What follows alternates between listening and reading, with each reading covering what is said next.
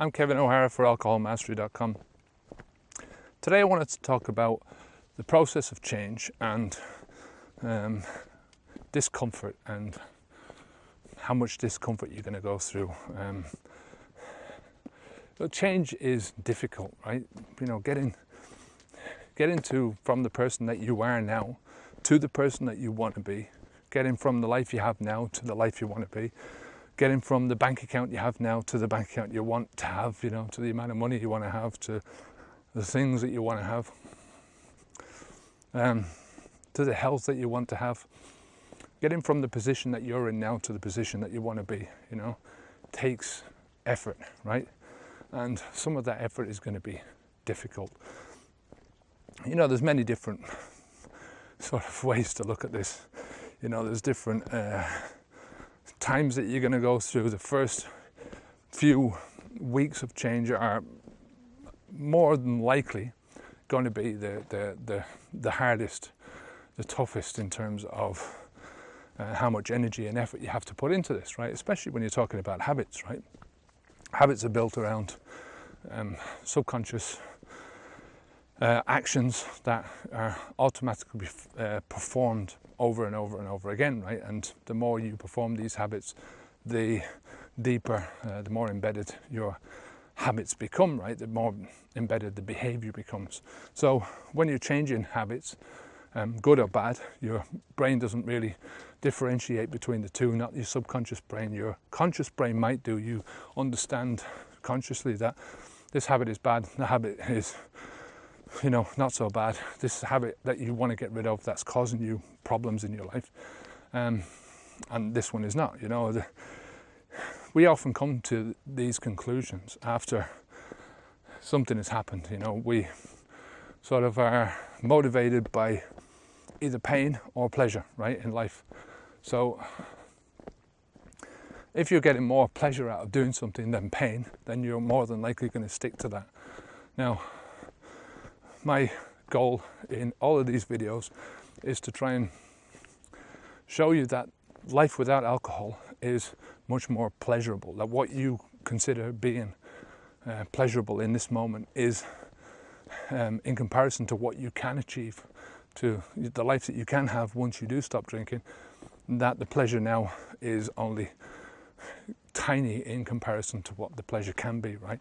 And to build up the pain, right? Not for now, you might not be going through pain now, but I'm talking about the pain of your future self, right?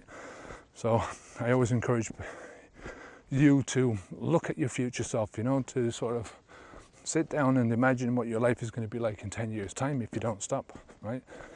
See, most people won't stop now because they're not getting enough of that pain at the moment. And you know, a lot of people will come to the stage where they have a painful experience, and that experience is so painful.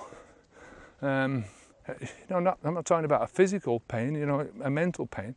That's where I was, you know, that experience of seeing my son over that Christmas time, walking along the beach after we'd had a load of drink the night before.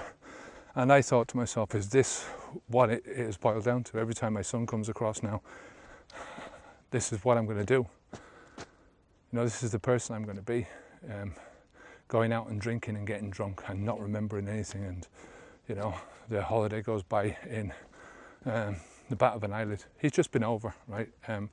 And we did so much when he was over. You know, I've turned into the person now that I wanted to be back then, you know. Oh, it's so good, you know. I'm emotional now because, you know,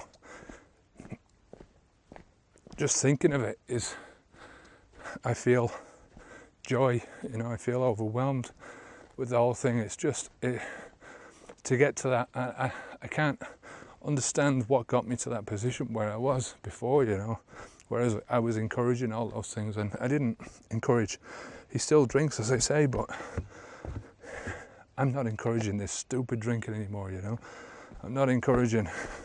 I'm showing him a different aspect. Like I say, he was over with his girlfriend, and we spent 2 great days in Valencia, And then for the rest of the week that he was over, we just had a great time down here, and we did a lot of things. We went out and we ate a lot, but it was all really good food, healthy food. It was all weight gaining food, but it was healthy nonetheless. And now sort of he's gone back, and I've got great memories of the whole thing. I'm just it was just a great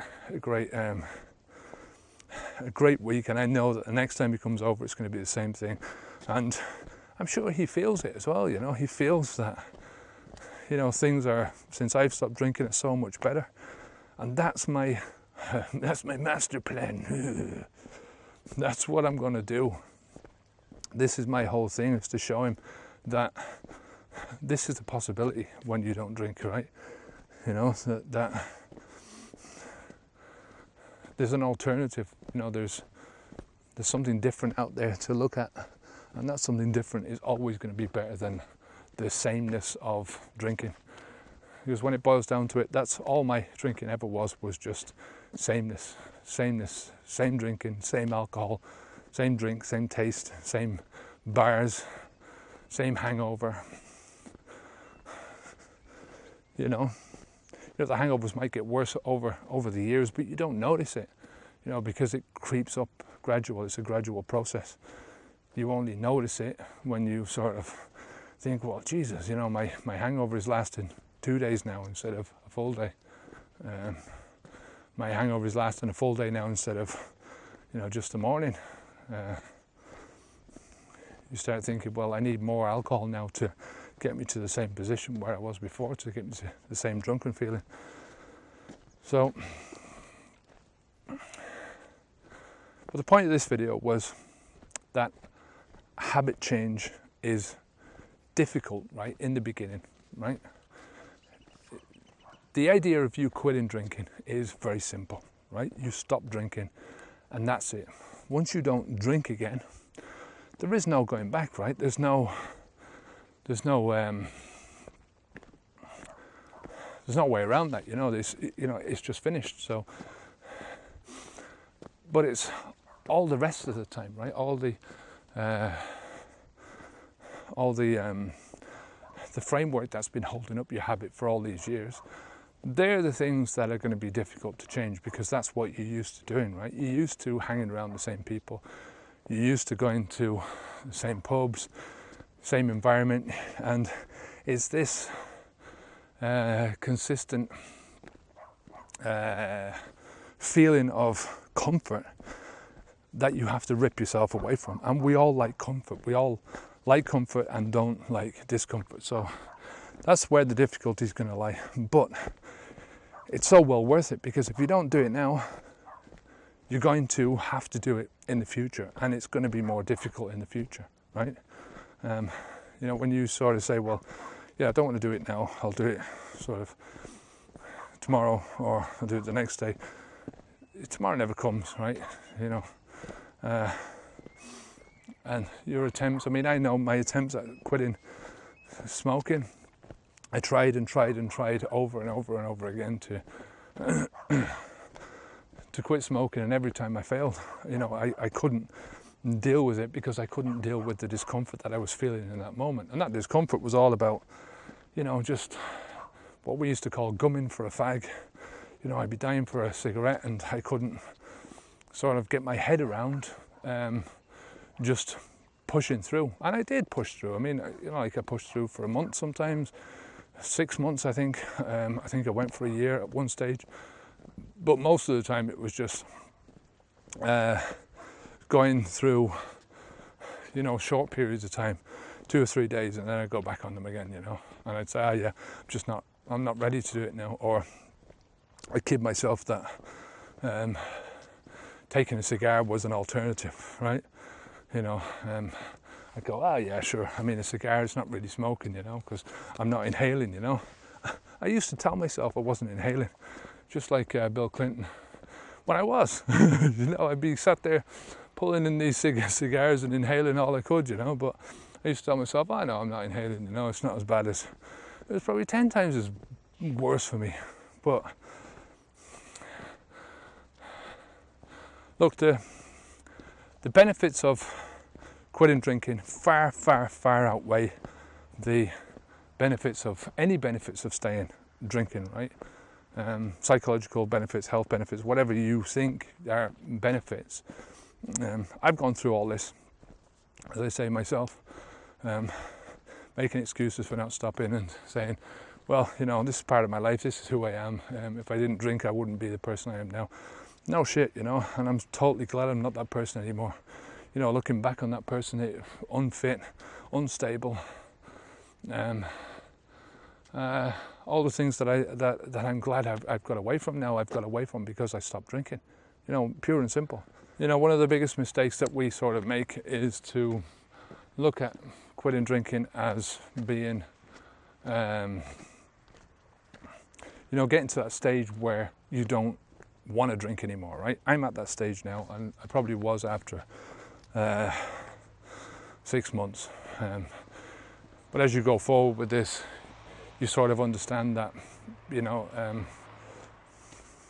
the more you go into it, the more you take into this thing with yourself, the further away from the alcohol you get, the less you want to drink. You know, the more you build a life around not drinking alcohol, the more pleasure you get out of that life, the less you want to go back and drink alcohol, right? That's just, it's a natural progression, right? But in the beginning, you don't see any of that. All you see is where you are now and the end goal that you want to be, right? Where you want to be. That's the problem, right?